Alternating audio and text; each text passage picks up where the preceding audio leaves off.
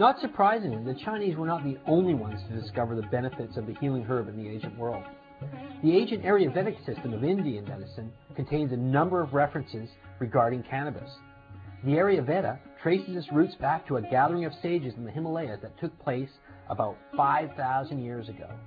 The sages, who arrived from all areas of the country, exchanged their knowledge of healing, and this was passed down verbally for some generations, until finally being committed to writing sometime around the 1st century AD. Quote, Ayurvedic physicians of India used Bang to treat dozens of diseases and medical problems, including diarrhea, epilepsy, delirium and insanity, colic, rheumatism, gastritis, anorexia, consumption, dysuria, nausea, fever, jaundice, bronchitis, leprosy, spleen disorder, diabetes, cold, anemia, menstrual pain, tuberculosis, elephantiasis, asthma, gout, constipation, and malaria. End quote, Rowan Robinson.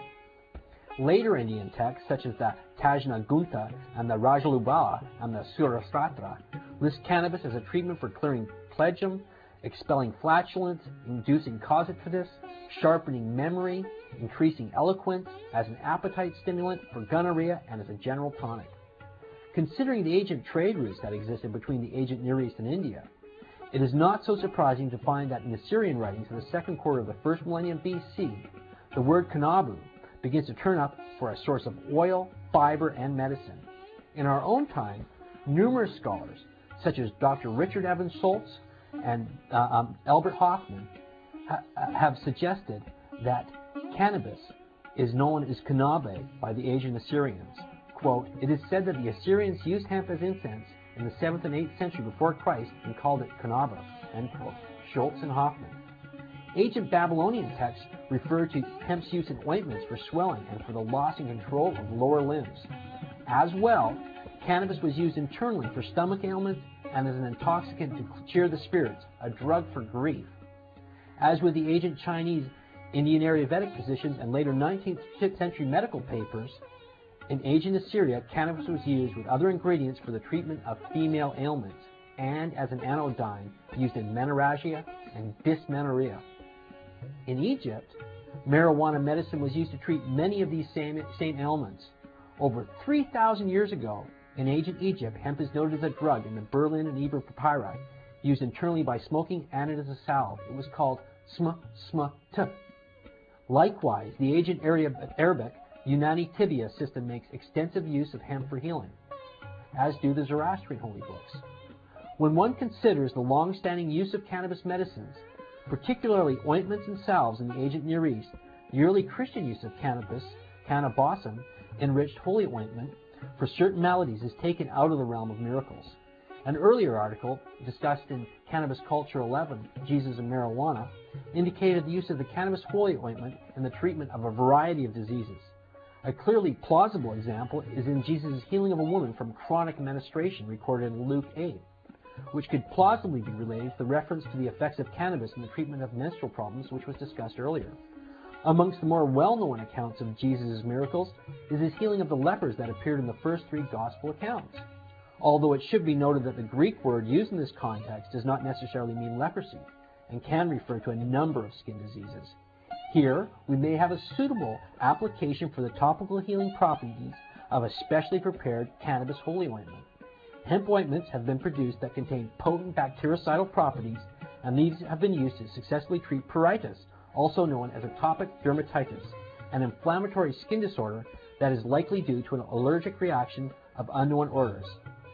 Its symptoms are severe itching and patches of inflamed skin, especially on the hands, face, and neck, and genitals. In relation to Jesus' curing of the lepers, where the word lepros comes from a root meaning scaly or to flake, which again could be a reference to a severe form of dermatitis, we could have another example of a disease expelled through the use of a cannabis holy oil. As besides antibactericidal properties, cannabis has even been said to be effective in treating sufferers of pruritus when administered through smoking. But then again, the Ayurveda listed cannabis as a treatment for leprosy itself. The Gospel of Philip makes reference to how the holy oil healed the wounds, and the Acts of Thomas, which refers to the plant of kindness in association with the holy oil, instructs that it be used to heal the sores. In relation, hemp was used in salves and ointments for burns and wounds throughout the Middle Ages and up until modern times. Amongst the many medicinal applications of cannabis is its use in relieving the pain of worn and crippled joints. And interestingly, we read again in the Acts of Thomas that, "Thou holy oil, given to us for sanctification, thou art the straightener of the crooked limbs." This application of the holy oil could reasonably account for the miraculous healing of cripples attributed to Jesus, as its use in treating stiffened limbs and rheumatism has already been referred to. In the ancient world, and up until medieval times, the disease now known as epilepsy was commonly considered to be demonic possession, and its victims, who likely believed themselves to be the victim of a tormenting spirit, were outcast from society. Referring to the demonically possessed boy referred to in the New Testament, here again, with the miraculous healing of those maladies, we could have an explanation for events of demonic exorcism and the demon's expulsion by the use of cannabis. Quote, "An article in 1949 buried in the Journal of Chemical Abstracts reports that a substance related to THC controlled epileptic seizures in a group of children more effectively than dilatium, a most commonly prescribed anticonvulsant." End quote, Dr. Todd McCaraya.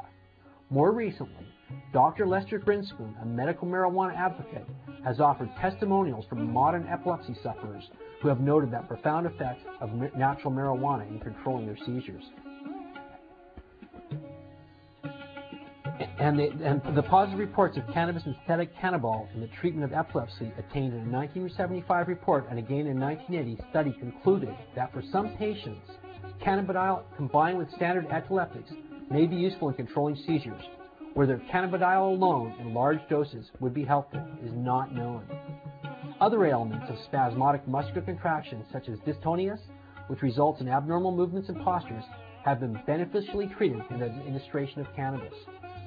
As well, cannabis has been indicated as an effective treatment in the vastly debilitating disease, multiple sclerosis.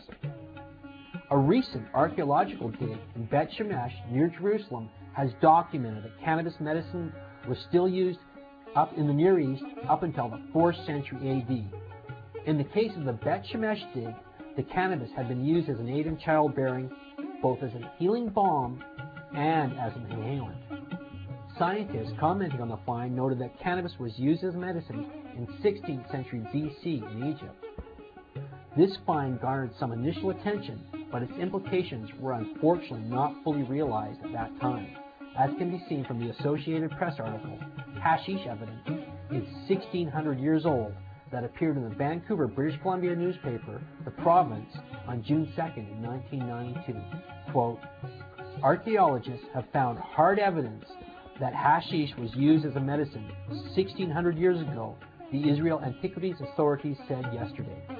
Archaeologists uncovered organic remains of a substance containing hashish, grasses, and fruit on the abdominal area of a teenage female skeleton that dates back to the 4th century, the Antiquities Authorities said in a statement. Anthropologist Joel Z said that although researchers knew hashish had been used as a medicine, this is the first archaeological evidence.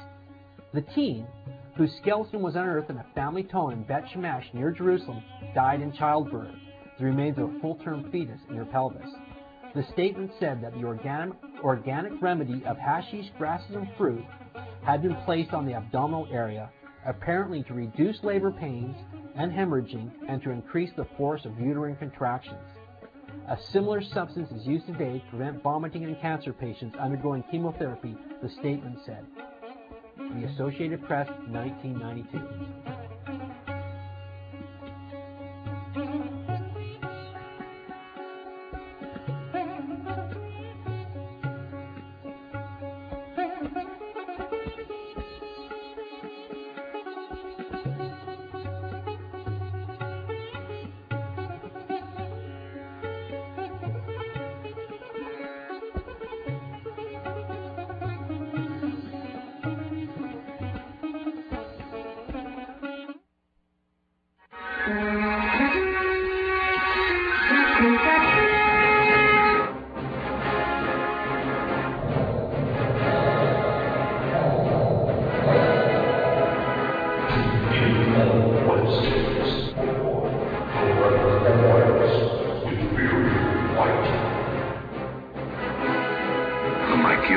Humans are full of unpredictable emotions.